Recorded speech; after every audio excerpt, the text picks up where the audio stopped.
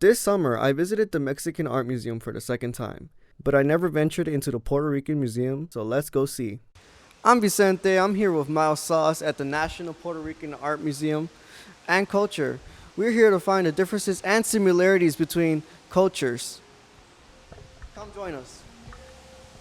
So my name is Ignite Cruz Perez. I am the lead docent and in charge of the membership services here at the National Museum of Puerto Rican Arts and Culture in Chicago.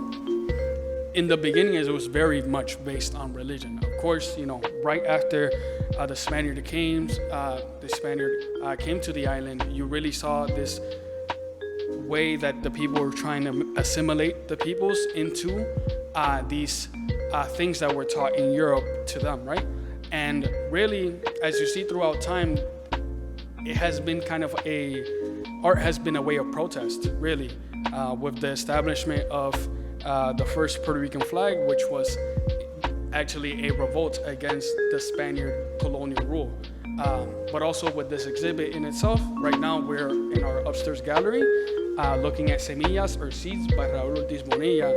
And this is his first ever solo exhibition in which literally in some of the pieces behind me, you have these conversations about the electrical grid in Puerto Rico, how nowadays, when I was little, you would have a high wind and the power would go out for a day. Nowadays you have that same thing, but the power goes out for a week, actually, depending on the area. Talking about things like gentrification, which is one of the main things happening in Puerto Rico. In places like Dorado, you have caseríos, which are housing complexes right next to mansions. And that in itself speaks volumes.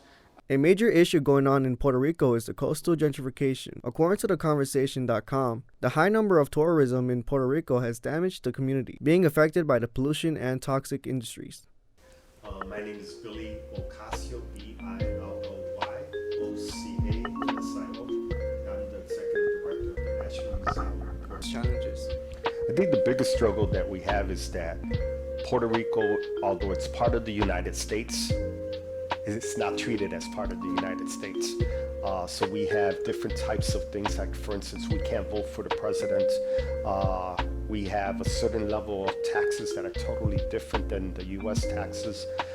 Anything shipped into Puerto Rico has to hit US ground first, like Florida, and then go on to Puerto Rico. So when the big hurricanes happen, all of that emergency resources that were being sent in from other countries could not go directly to Puerto Rico.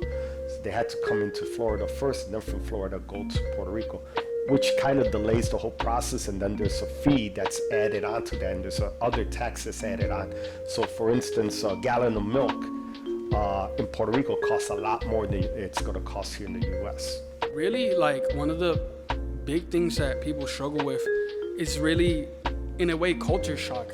How really Puerto Rico is very much centered around community. And over here, there's some things that change where you can't go to your neighbor's house, for example, and ask for something. It'll be like they have this entitlement of this is my property and such. Over there, it's very much about oh yeah, if he's growing mangoes, for example, I can ask him and he'll give it to me. There's this different sense.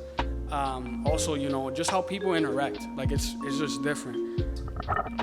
I think that, we, for instance, if you go to Loíza in Puerto Rico, Loíza's a town, it's the most Afrocentric part of Puerto Rico.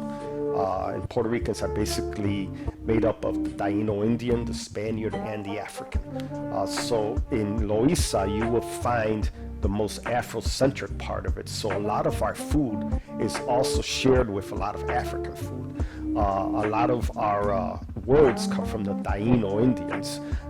And we have a lot in common between our dances and African dances. So you will find that a lot of our culture interrelates with the indigenous population as well as the black population. And one of the biggest things that, that has inspired art in a sense really is our music.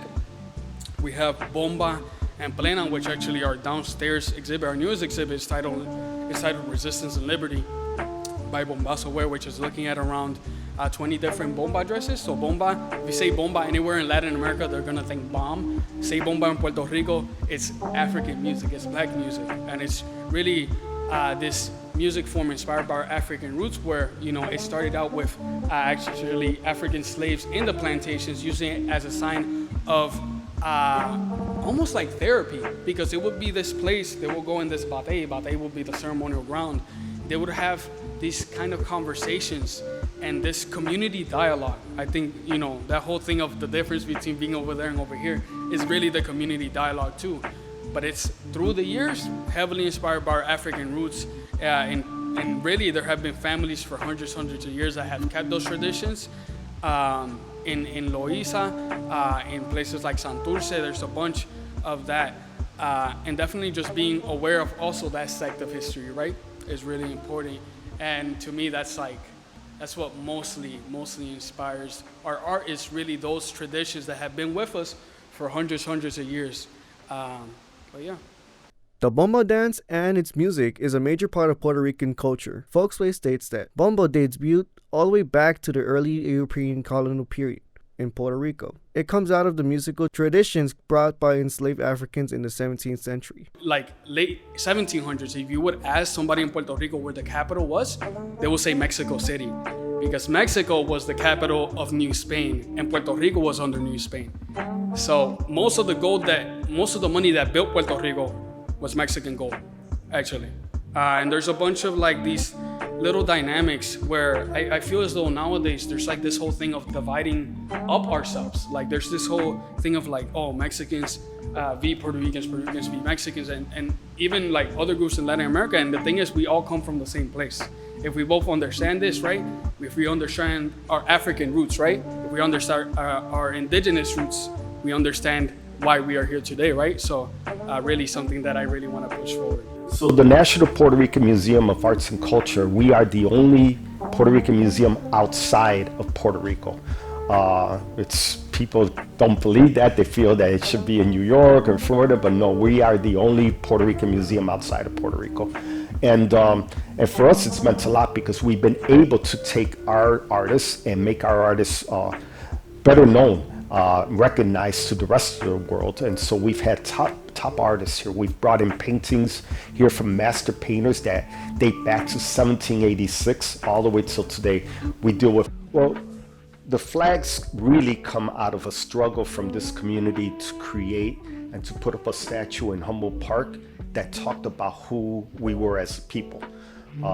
So if you go to Humboldt Park, we've lived here. I mean, we got this place, we lived in Lincoln Park, and we got displaced out of there. Gentrification happened there. We moved it towards West Town, Bucktown, and now we're in Humboldt Park. We've been here since the 50s, and so you have statues in the park, but none of those statues represent our culture. And although we're the majority culture here, none of that represented us. And so we decided that we wanted to put up a statue of one of our own leaders.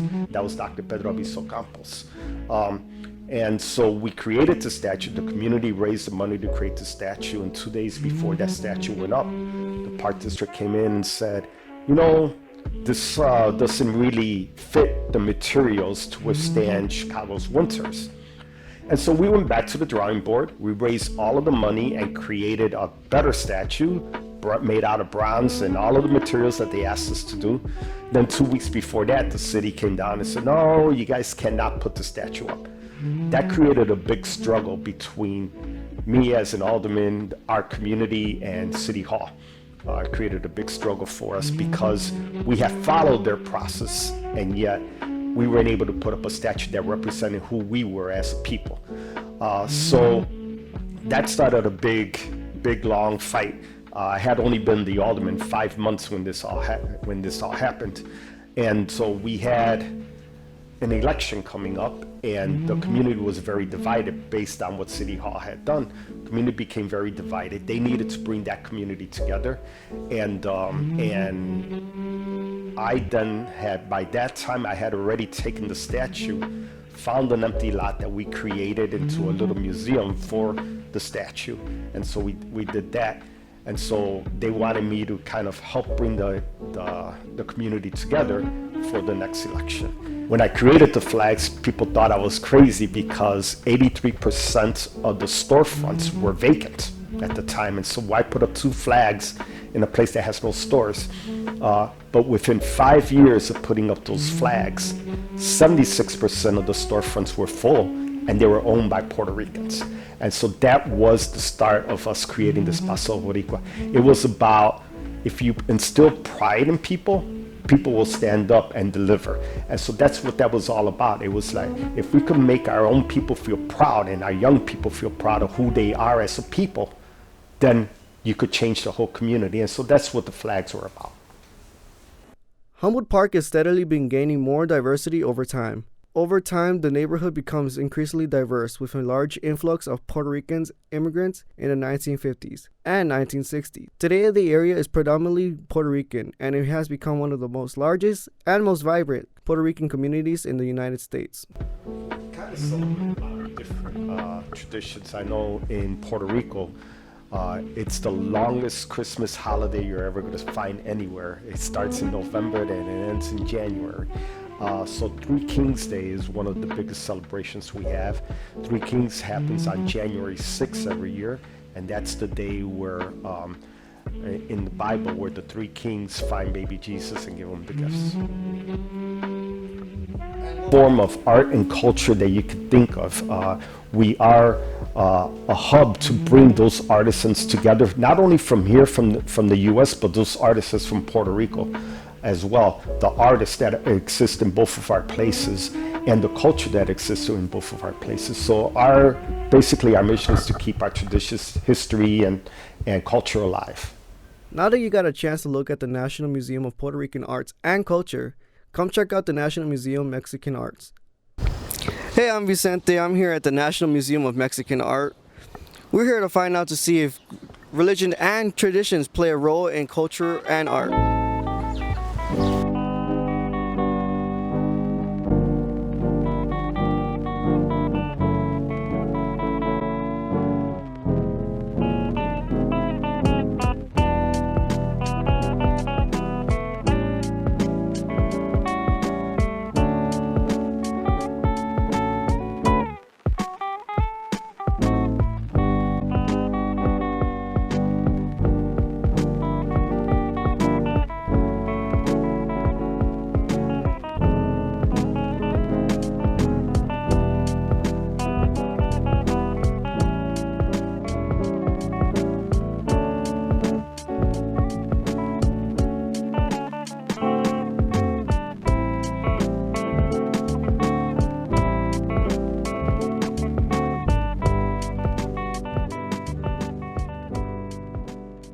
My name is Kaden Andrade. I work at the National Museum of Mexican Art as an education and engagement coordinator.